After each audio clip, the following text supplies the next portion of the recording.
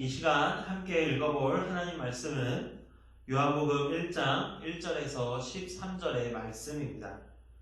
요한복음 1장 1절에서 13절까지의 말씀입니다.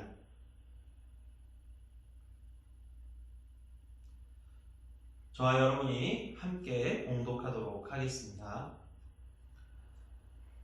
태초에 말씀이 계시니라. 이 말씀이 하나님과 함께 계셨으니 이 말씀은 곧 하나님이시라. 그가 태초에 하나님과 함께 계셨고 만물이 그로 말미암아 지은 바 되었으니 지은 것이 하나도 그가 없이는 된 것이 없느니라. 그 안에 생명이 있었으니 이 생명은 사람들의 빛이 어둠에 비치되 어둠이 깨닫지 못하더라. 하나님께로부터 보내심을 받은 사람이 있으니 그의 이름은 요한이라.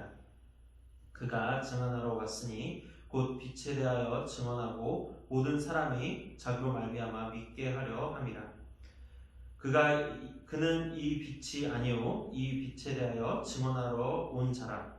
참 빛 곧 세상에 와서 각 사람에게 비추는 빛이 있었나니 그가 세상에 계셨으며 세상은 그로 말미암아 지은 바 되었으되 세상이 그를 알지 못하였고 자기 땅에 오매 그 자기 백성이 영접하지 아니하였으나 영접하는 자 곧 그 이름을 믿는 자들에게는 하나님의 자녀가 되는 권세를 주셨으니 이는 혈통으로나 육정으로나 사람의 뜻으로 나지 아니하고 오직 하나님께로부터 난 자들이니라.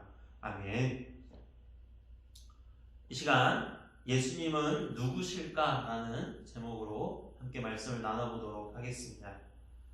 이 온라인 새벽 예배에 모이신 반석교회 성도 여러분들을 주님의 이름으로 환영하며 축복합니다.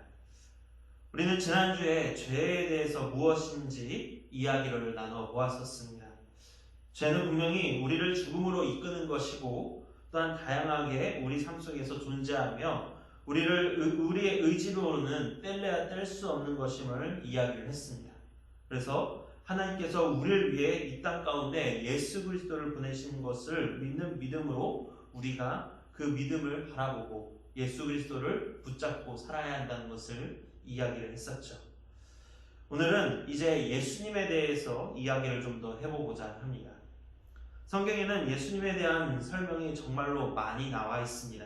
심지어 예수님이 태어나시기 전에 그 구약에서도 예수님에 대한 예언과 암묵적인 그 표현들이 많이 나와 있죠.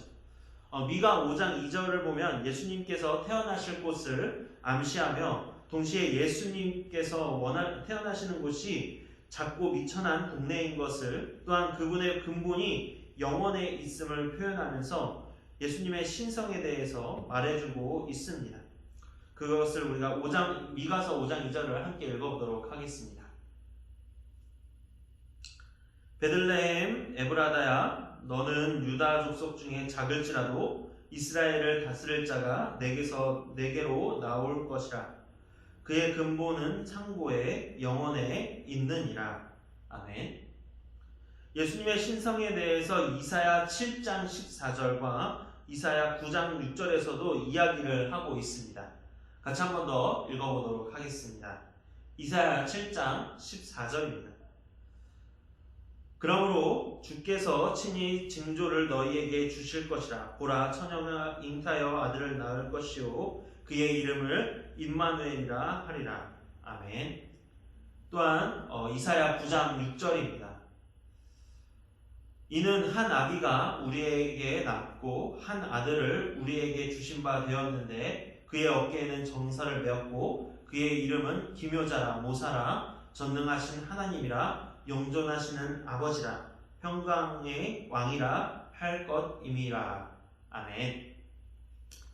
7장 14절은 예수님의 이름을 임마누엘이라 말하며 하나님이 우리와 함께 하심을 말하고 있습니다.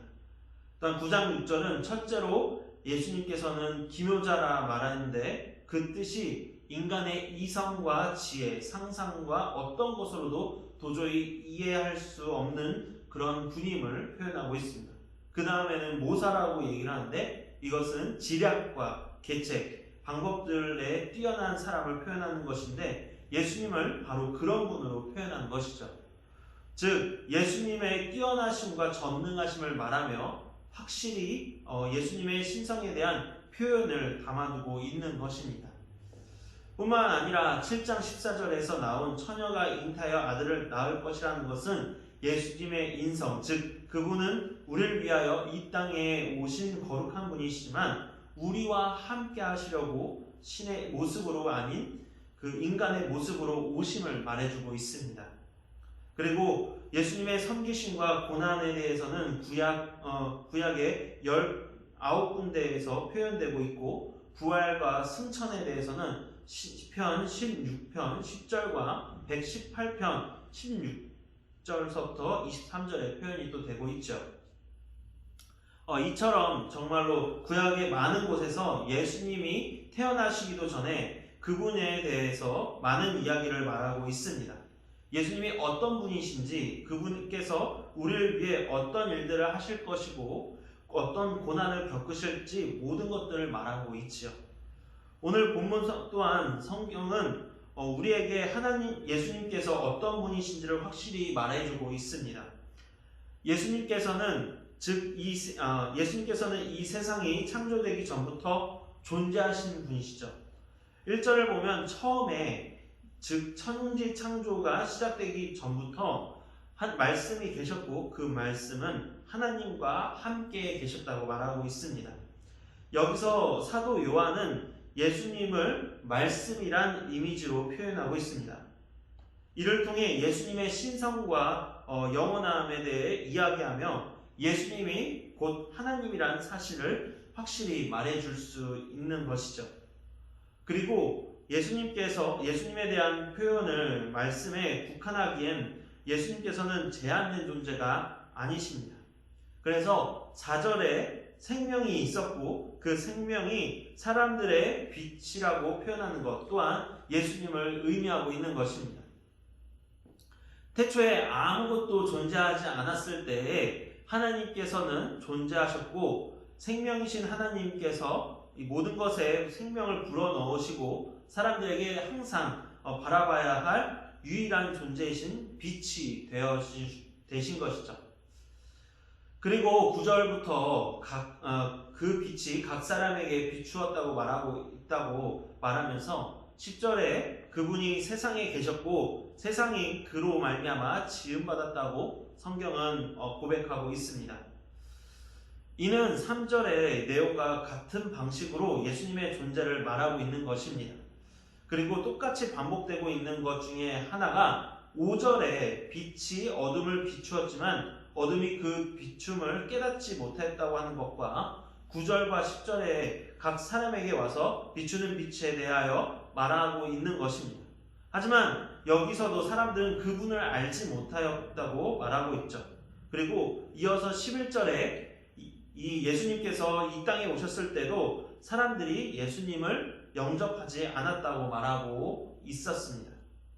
안석회 성도 여러분, 성경은 이렇게 예수님께서 어떤 분이신지 이렇게 많은 표현을 가지고 말하고 있지만 정작 사람들은 빛이시고 생명이시며 말씀이신 예수님을 알아보지 못했다고 또한 그분이 우리의 구주 되심을 깨닫지 못하였다고 말하고 있습니다.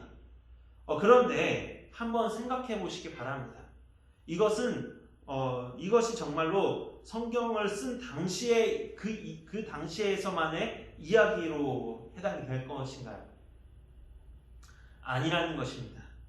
현재도 수많은 사람들이 예수님에 대해 바로 알지 못하고 있는 상황 가운데 놓여져 있다는 것입니다. 크리스마스가 점점 다가오는 상황 가운데 저 밖에 있는 사람들을 보시길 바랍니다. 크리스마스를 기념일로만 여기고 즐거워하는 가족들, 연인들, 친구들을 생각해 보십시오.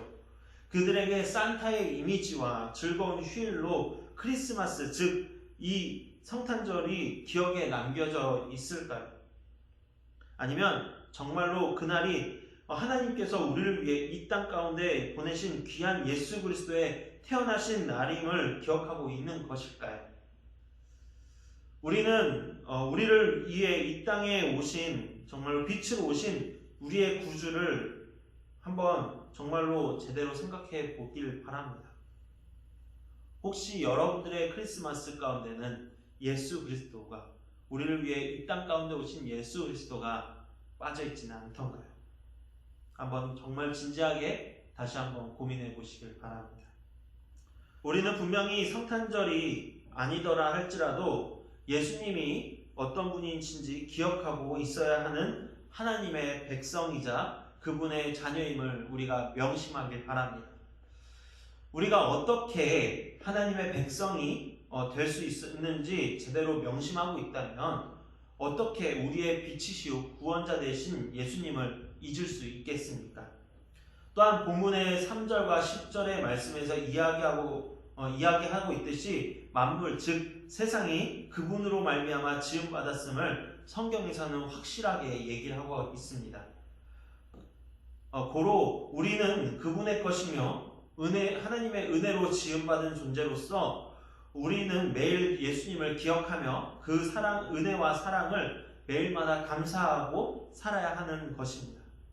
뿐만 아니라 우리는 기억하고 감사하며 사는 것에 그쳐서는 안 되는 것입니다. 본문의 6절에 보니까 하나님께로부터 보내심을 받은 사람이 있으니 그의 이름은 요한이라고 이야기합니다. 그는 증언하러 왔다고 하고 있습니다. 무엇을 증언하러 왔냐면 빛에 대하여 증언하러 온 것이죠. 모든 사람이 자신으로 통하여 빛 대신 예수님을 믿게 하려고 이 세례 요한이 왔다는 것입니다. 그가 빛은 아니지만 빛을 증언하러 하나님께로부터 보내심을 받은 자라는 것입니다. 바족계 성도 여러분, 우리가 이렇게 돼야 되는 것입니다. 우리는 하나님께로부터 보내심 받은 자라는 것입니다. 그렇기에 빛 되시며 구주이신 예수님을 많은 사람들에게 저 세상에 전하는 자가 되어야 한다는 것입니다. 세례 요한이 그랬듯이 우리도 많은 사람들이 예수님에 대해 바로 알 수 있도록 우리가 전해야 되는 것이며, 또 우리를 통해 세상 사람들이 예수님을 믿는 그런 축복의 통로가 되는 우리가 되자는 것입니다. 여러분들의 회사에서도 정말로 사람들, 또한 다른 길거리의 사람들, 가족들, 그리고 지인들, 모든 사람들이 성탄절에 대해서 잘 알 수 있도록 정말로 누구의 날인지를 정말로 올바르게 전하기를 바랍니다. 그리고 예수님이 과연 정말로 어떤 분이신지를 이번 기회를 통해서 바르게 전해 보길 바랍니다. 오늘 우리는 예수님이 누구신지에 대해서 같이 이야기를 나눠봤습니다. 예수님은 우리의 빛 되시며 우리를 위해 이 땅 가운데 친히 찾아오셔서 우리의 구원자이신 분임을 기억하며 감사하는 삶을 살길 바랍니다. 또한 그것에 멈춰 있는 것이 아니라 우리가 늘 그분을 세상 가운데 전하는 그러한 이 시대의 세례 요한이 되기를 진심으로 간절히 바랍니다. 아멘. 함께 기도하도록 하겠습니다. 사랑하는 하나님, 이 시간 우리가 예수 그리스도에 대해서, 우리가 또한 성탄절에 대해서 다시 한번 생각을 해보게 되었습니다. 주님, 우리가 올바르게 예수 그리스도를 기억하며 우리의 마음 가운데 새기며 우리가 성탄절을 잘 보낼 수 있도록 하시고, 성탄절뿐만 아니라 모든 삶 가운데서도 언제나 예수 그리스도를 전하는 이 시대의 귀한 세례 요한이 될 수 있도록 주님 우리를 붙들어 주시옵소서. 우리와 함께 해줄 줄 믿으며 이 모든 것 살아계신 예수 그리스도의 이름으로 기도드립니다. 아멘.